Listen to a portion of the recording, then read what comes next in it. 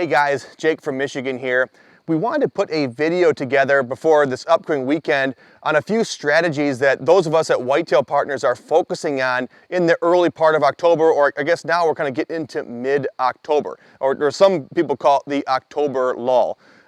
What's cool about hearing from each of us at Whitetail Partners is we all hunt in different areas. We hunt in different parts of the country, different deer herds, different types of habitats, and we have different personalities. Each of us has a different risk tolerance. So some of us might be a little bit more conservative, while others might be a little riskier. So hopefully when you hear these strategies that those of us at Whitetail Partners are focusing on right now in early to mid-October, you can find one that relates to you. And like I just mentioned, each one of us at Whitetail Partners has a different personality, different hunting style. We're hunting different parts of the country, different properties. So there are going to be differences within our hunting strategies, and that's okay. There's not just one right way to hunt. There's a lot of right ways to get the job done in the deer woods.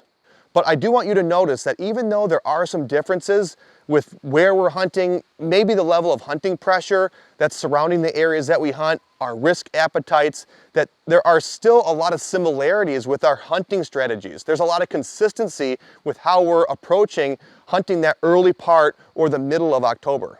With that being said, let's dive right into the strategies that the guys here at Whitetail Partners are focusing on this time of year. And we'll start out with Sam over in Wisconsin. Sam says if it stays warm, like it has been for the past 2 months, he's focusing on water. It has been so dry lately that the activity around any available water has increased. Sam is also keying on mock scrapes, which each one of his water hole locations is complemented by a mock scrape, and bucks are starting to hit scrapes more and more as the month progresses.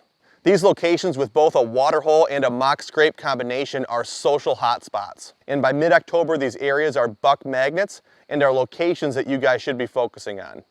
Moving down south, Josh down in Georgia, he's focusing on easy to access oak flats. Now we can't disclose the location, but down the road from his house, Josh found a few oak trees that are dropping a lot of acorns. And in this area, he found a couple fresh rubs and a couple fresh scrapes. And after hanging the camera, he found a lot of daylight activity from those local bucks. So Josh, right now, he is focusing on the hot food source, which is acorns.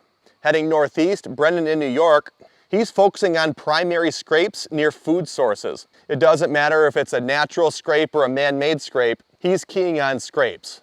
Brendan really likes hunting these scrapes when there's a little bit of a crosswind. So the wind is blowing either right to left or left to right.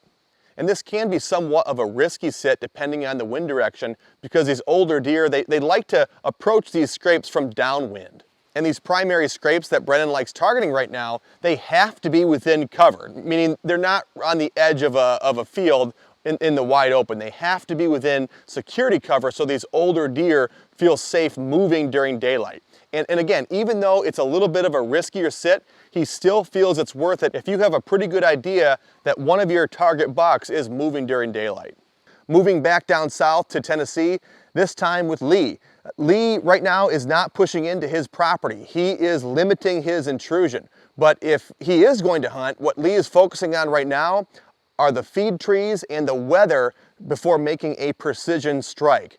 Another thing that Lee likes to do right now is focus on his doe groups. He is in a low deer density area, so he's able to keep an eye on which does are which, and he's trying to figure out which doe is going to be the first one to come into estrus. And a lot of times, with what Lee has observed, is those younger bucks, those 1.5-year-old bucks, they are going to give that doe away. So they're going to start scooting her around before those older bucks will. Like they're going to be a little bit earlier, those younger bucks. And so they'll sometimes give away which doe is going to come into estrus first, and then you want to hunt that doe because she's going to bring the big boys in. Moving west to Kansas and Dillon. Dylan has a similar approach to Lee. Dylan is scouting a lot more and hunting less. He's waiting for the right moment before pushing in. One of the things Dylan is looking at before making that decision is the weather. That could be a cold front or a change in the form of moisture, like rain. Maybe it's been really windy lately and it finally died down. So changes in the weather and confirmed daylight activity. So again, right now in early to mid-October, Dylan is doing a lot more scouting. He's waiting for the correct weather pattern along with confirmed daylight activity before he's pushing in to hunt. Moving on to Greg in Ohio. And for those of you guys that are public land hunters, Greg does a lot of public land hunting in Ohio. And one thing that he's doing right now is he's putting on a lot of miles scouting. He also said that after a couple recent storms, a lot of oak trees have fallen to the ground, which has brought both cover and food, acorns, to deer level. So he's finding these locations where the oak trees that have been producing have fallen to the ground, finding deer sign, and he's backtracking those deer to potential bedding areas. And once he's finding these bedding locations and confirming buck sign in these bedding areas or near these bedding areas, he's hanging cameras. And from there, he's kind of sitting and waiting for colder weather, better opportunities before moving in to hunt.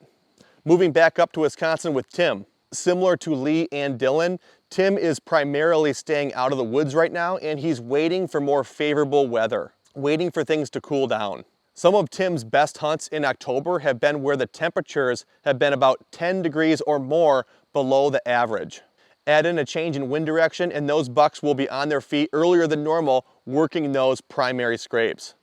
And I'll close this video out by talking about the strategies that I'm focusing on here in Michigan in early to mid-October. And they're gonna be very similar to the other guys as well.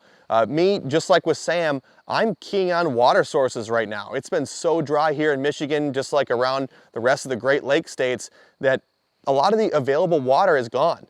So you need to place a premium on any available water. So any stand location that has a water hole, that's one that I'm focusing on right now.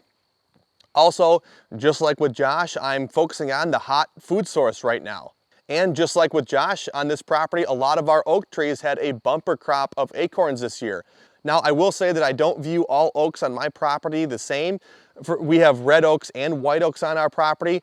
Most of my red oaks produced acorns this year, but only a few of my white oaks produced acorns this year. So there are thousands of acorns on the ground, but these deer are walking past the red oak acorns to get to the white oak acorns. So any stand location that I have that's overlooking a white oak that's producing this year is one that I'm going to be focusing on until those acorns are consumed. But that's going to do it for today's video on a few of the strategies that the guys here at Whitetail Partners are focusing on here in early to mid-October. If you guys have any other strategies that you guys are keying on, we'd love to hear about them. I'm sure other viewers would love to hear about them as well.